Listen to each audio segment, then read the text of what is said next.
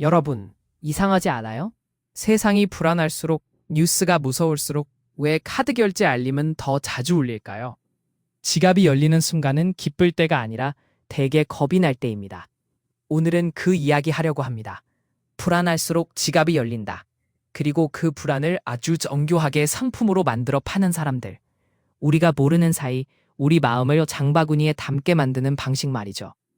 끝까지 들으시면 적어도 다음번에 충동 결제 버튼을 누르기 전에 한 번은 멈출 수 있을 겁니다. 저도 50대 들어서면서 더 뼈저리게 느낀 게 있어요. 불안은 사라지지 않습니다. 다만 불안을 다루는 기술은 배울 수 있습니다. 제가 20대 후반, 막 결혼하고 애가 태어나기 전이었어요. 월급은 지금 생각하면 참 소박했고 통장은 늘 얇았죠. 그런데 어느 날 회사 선배가 신문을 탁 접더니 그러더라고요. 야, 이거 큰일이다. IMF 온대. 그때는 IMF가 뭔지도 모르고 그냥 큰일이라는 말만 귀에 박혔습니다. 집에 가는 길에 괜히 발걸음이 빨라져요. 집에 오자마자 TV 켜고 뉴스 보고 또 보고. 그리고 며칠 뒤 저는 생전 안 하던 일을 합니다. 쌀을 샀어요. 라면을 샀어요. 휴지를 박스째 샀습니다. 웃기죠? 그때 우리 집에 당장 굶을 일이 있던 것도 아닌데 혹시라는 단어 하나에 저는 장바구니를 꽉 채웠습니다. 여러분도 비슷한 경험 있죠? 전염병이 돈다 그러면 마스크부터 사게 되고 전쟁 얘기 나오면 기름값 걱정부터 하고 누가 요즘 집밥 폭락한데 한마디 하면 갑자기 내 질이 없는 게 죄처럼 느껴지고요. 불안은요, 머리를 거치지 않고 손을 움직입니다. 클릭을 하게 만들고 결제를 하게 만들어요. 50대가 되고 나서 더 무서운 건 불안을 파는 방식이 예전보다 훨씬 세련돼졌다는 겁니다. 예전엔 공포가 신문 일면에 실렸어요. 지금은 스마트폰 화면에 알림으로 튀어나옵니다. 하루에도 몇 번씩요. 당신이 몰랐던 건강 위험 7가지. 지금 안 사면 손해. 마지막 물량. 이 증상 있으면 3개월 안에 큰일 납니다. 여러분, 이런 문구 보면 어떤 기분 들어요? 가슴이 살짝 쿵 내려앉죠. 나도 해당되나? 우리 가족은 괜찮나? 이 생각이 딱 드는 순간 이미 반은 진 겁니다. 공포 마케팅은 정보를 주는 척하지만 사실은 감정을 조종합니다. 그 조종의 핵심은 딱 3가지예요. 첫째, 위험이 가까이 있다. 둘째, 너는 준비가 안 돼 있다. 셋째, 해결책은 내가 팔고 있다. 이 3문장만 완성되면 사람은 지갑을 열어요. 그게 인간입니다. 부끄러운 게 아니고 너무 자연스러운 반응이에요. 몇 년 전 얘기입니다. 친구 하나가 갑자기 등산을 시작했어요. 건강이 걱정된다면서요. 등산 자체가 문제가 아니라 장비가 거의 군대 수준이더라고요. 고어텍스, 스틱, GPS 시계, 고가의 등산화. 제가 물었죠. 야, 너 설마 히말라야 가냐? 그러니까 친구가 이런 말을 합니다. 요즘 심장마비로 많이들 간대. 산에서 쓰러지면 큰일이잖아. 그러면서 스마트워치 심전도 기능이 어떻고 산소 포화도가 어떻고 그걸 안 보면 불안해서 못 산대요. 여러분, 건강 챙기는 건 좋은 일이죠. 문제는 건강이 아니라 공포가 운전대를 잡을 때입니다. 그때는 건강관리도 가족 사랑도 다 명분이 돼요. 진짜 엔진은 두려움입니다. 그리고 그 두려움은 가격표를 달고 팔립니다. 이걸 사야 안전하다. 이걸 해야 안심한다. 이걸 놓치면 돌이킬 수 없다.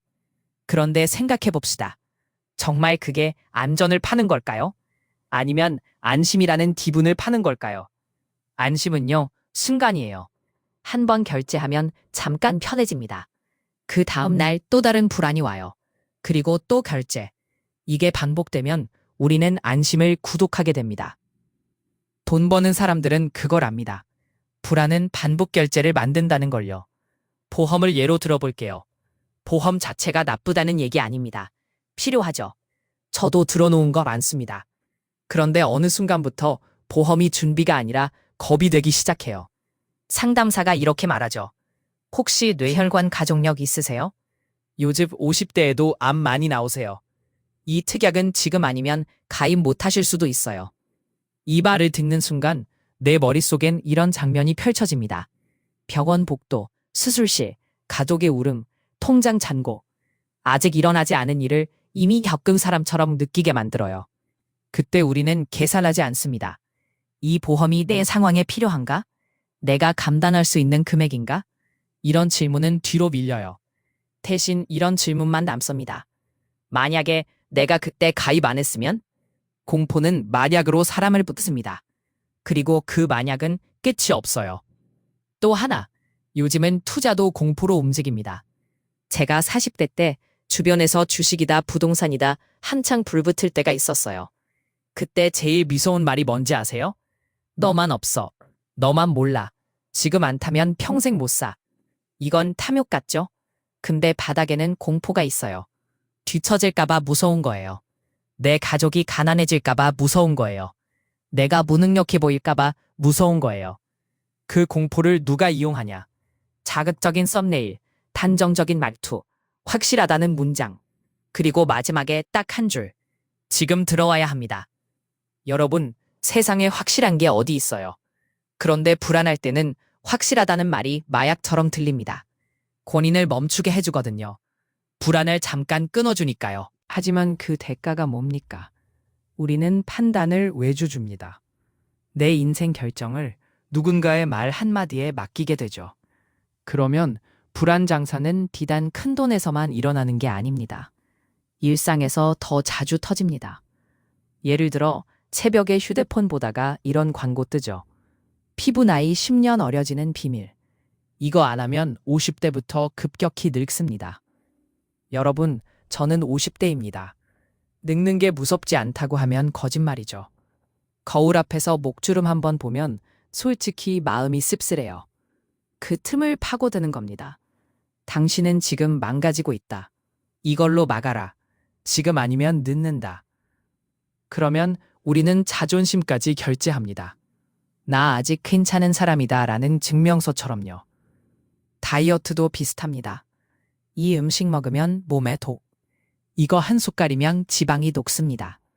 불안을 심어주고 해결책을 팔아요. 그리고 실패하면 당신이 게을러서 라고 돌려버립니다. 그러면 우리는 더 불안해지고 더 결제하죠.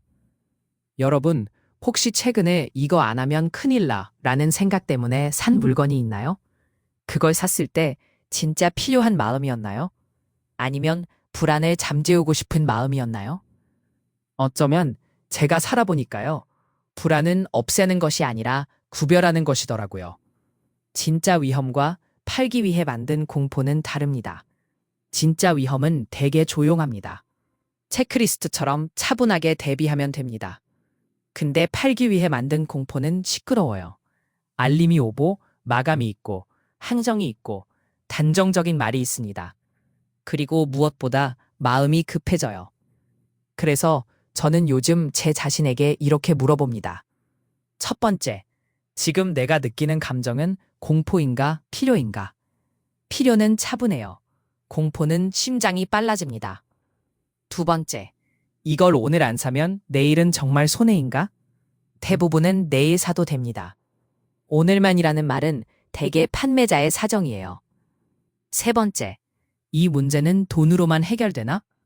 건강이 걱정되면 비싼 영양제보다 먼저 할 게 있죠. 잠, 식사, 걷기, 검진. 관계가 불안하면 선물보다 대화. 미래가 불안하면 충동 투자보다 가계부와 비상금. 네 번째, 내가 이걸 사면 불안이 끝날까? 아니면 다음 불안을 부를까? 한 번만 생각해보면 답이 보여요. 결국 핵심은 이겁니다. 불안을 없애겠다고 돈을 쓰면 불안은 더 커집니다. 왜냐하면 내 마음이 학습하거든요. 불안하면 사면 된다. 이렇게요. 그 순간부터 불안은 경보가 아니라 쇼핑 신호가 됩니다. 그걸 제일 좋아하는 사람이 누구겠어요? 여러분의 불안을 수익으로 바꾸는 사람들입니다. 하지만 반대로 불안을 느낄 때 멈추는 습관만 들이면 게임이 바뀝니다. 불안이 올라오는 순간 바로 결제하지 말고요. 딱 24시간만 미뤄보세요. 장바구니에 담아놓고 다음날 다시 보면 절반은 내가 이걸 왜 담았지가 됩니다. 그리고 한 가지 더. 불안을 돈으로 해결하려고 하지 말고 정보로 해결하세요. 근거를 찾고 비교하고 상담을 9군데 이상 받아보고 내 생활에 맞는지 계산해 보는 겁니다. 불안은 흐릿할수록 커지고 선명해질수록 작아집니다. 여러분, 50대가 되니까 이런 생각이 들어요. 우리는 젊을 때보다 돈이 많아져서 지갑이 열리는 게 아닙니다. 책임이 많아져서, 잃을 게 많아져서 지갑이 열립니다. 가족, 건강, 체면, 미래. 그래서 우리의 불안은 더 정교해지고 더 비싸집니다. 그러니까 더더욱 누군가가 내 불안을 건드릴 때는 한 번 의심해야 합니다. 이 사람이 나를 걱정하는 걸까? 내 지갑을 걱정하는 걸까? 불안은 자연스러운 감정이에요. 문제는 그 불안을 누가 이용하느냐입니다. 그리고 더 중요한 건 우리가 그 이용을 허락하느냐입니다. 오늘 영상이 끝나고 여러분이 장바구니를 열게 되더라도 딱 한 번만 오늘 얘기 떠올려 주세요. 내가 지금 결제하는 건 필요인가, 공포인가? 그 질문 하나가 여러분의 통장뿐 아니라 마음까지 지켜줄 겁니다. 다음 영상에서는요, 좋은 정보처럼 보이는데 결국 당신을 지치게 만드는 콘텐츠, 그 정체를 한번 파헤쳐 보겠습니다. 우리가 왜 자꾸 불안한 콘텐츠를 찾아보고 그걸 끊기 어려운지 50대의 시선으로 솔직하게 이야기해 볼게요. 도움이 되셨다면 구독과 좋아요로 함께 해주세요. 여러분의 불안을 파는 사람이 아니라 여러분의 마음을 지켜주는 이야기로 다시 찾아오겠습니다.